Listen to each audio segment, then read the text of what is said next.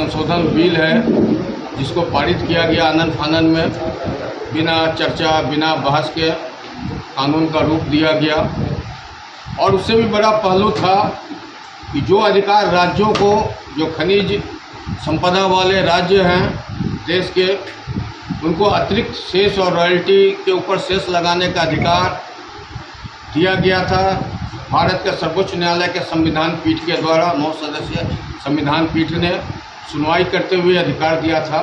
इसमें अपने झारखंड सरकार को भी अधिकार प्राप्त था और 2024 से इस राज्य में कानून प्रभावी था, जिसके तहत जो रॉयल्टी निर्धारित है उसके पे सेस लगाने का अधिकार राज्य सरकार को प्राप्त है और प्राप्त के अनुसार उनको राजस्व की प्राप्ति हो रही थी।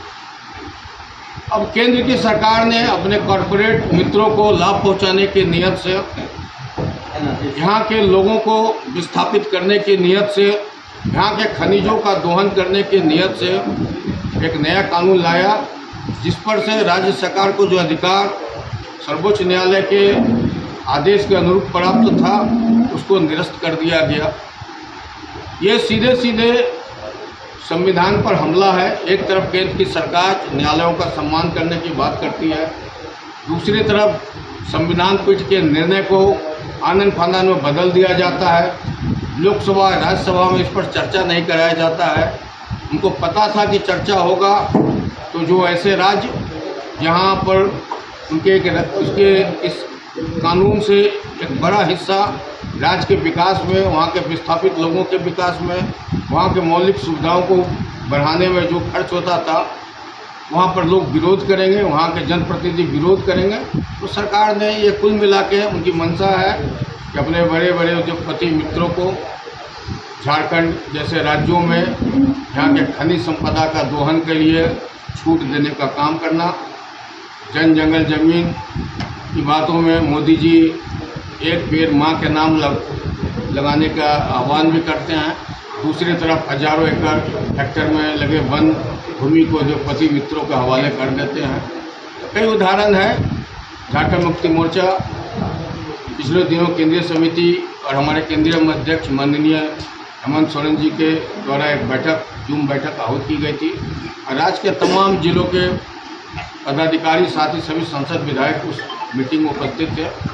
स्पष्ट निर्देश था कि आने वाले दिनों में झारखंड मुक्ति मोर्चा को कमर कस लेना है और हम लोगों ने इसी संदर्भ में 14 तारीख को माननीय मंत्री सुदीप कुमार जी के समक्ष उनके मुख्य अतिथि के रूप में शामिल थे, एक बैठक आहूत की थी जिला समिति की प्रमुख कार्यकर्ताओं की।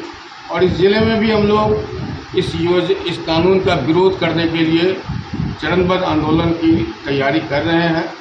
20 तारीख को केंद्रीय समिति की भी बैठक है। 21 तारीख से गिरिडीह जिले में भी चरणबद्ध आंदोलन इस कानून के खिलाफ हम लोग करेंगे। यह लड़ाई लंबी होगी, हमें पता है।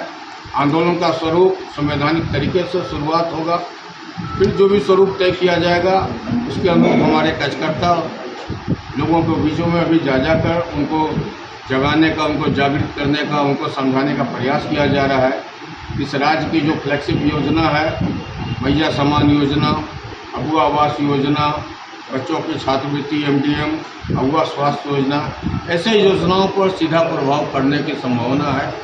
अगर यह कानून लागू होता है इस राज्य में तो वो अधिकार झारखंड को छीना जाता है। जो हमारा बकाया था 1,36,000 करोड़, उसको भी दावे को खारिज किया जाता है। तमाम वैसे भी कोई देयता होगी केंद्र सरकार पर, वो भी नहीं मिलेगा। तो कुल मिला के जो केंद्र की सरकार जिन राज्यों से राजनीतिक रूप से नहीं पछाड़ पा रही है, ये हथकंडे अपना के प्रताड़ित और परेशान करने की साजिश है। इसके तहत ये कानून लाया गया है और झारखंड में भी इसका पुरजोर विरोध होगा और इस जिले में भी हम चरणबद्ध आंदोलन के तहत विरोध करेंगे। कल से ही प्रखंड हम लोगों ने बैठकों का आयोजन किया है। कल डुमरी में बैठक होगा, 18 को गिरिडीह के कई क्षेत्रों में बैठक होगा, भांडे और बेंगाबाद का बैठक है, 19 तारीख को या कोयला यूनियन की बैठक है। तो कई चीज़ें हैं। केंद्र सरकार की जो प्रतिष्ठानें हैं, जो भी चीज़ें हैं, यह राज्य सरकार की है। जो भी आंदोलन का स्वरूप होगा उसको लेकर विस्तार से हम लोग बाद में बताएंगे, लेकिन 31 तारीख से हम लोग चरणबद्ध आंदोलन में जा रहे हैं।